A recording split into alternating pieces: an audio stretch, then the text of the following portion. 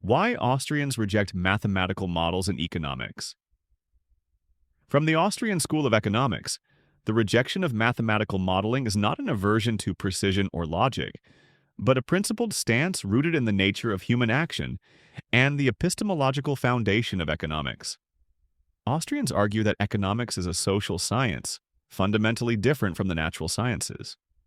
As such, it requires a methodology that reflects its subject, purposeful human action or praxeology, rather than mechanical reactions or deterministic systems.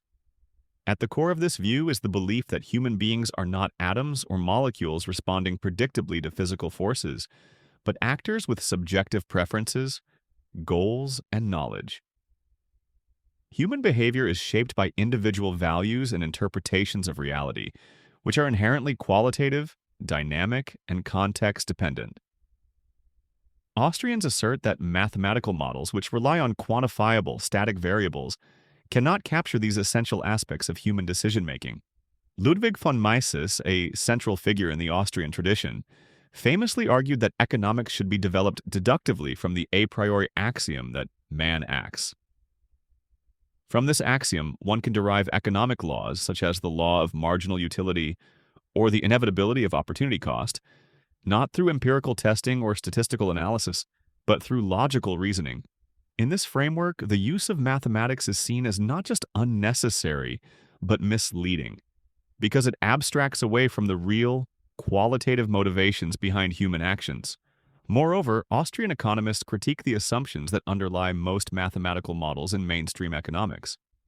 Models often depend on notions of perfect information, equilibrium, and rational optimization, which Austrians view as unrealistic and even counterproductive.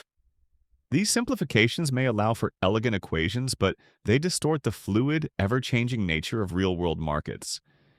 In contrast, Austrians emphasize the importance of time, uncertainty, and the entrepreneurial process, factors that are notoriously difficult to model mathematically. Friedrich Hayek, another prominent Austrian economist, stressed the dispersed nature of knowledge in society. In his view, much of what individuals know is tacit and localized, making centralized modeling not only futile but potentially dangerous when used as the basis for policy. Attempts to impose top-down planning based on aggregate models can lead to unintended consequences and economic dislocation because they overlook the decentralized, spontaneous order of the market.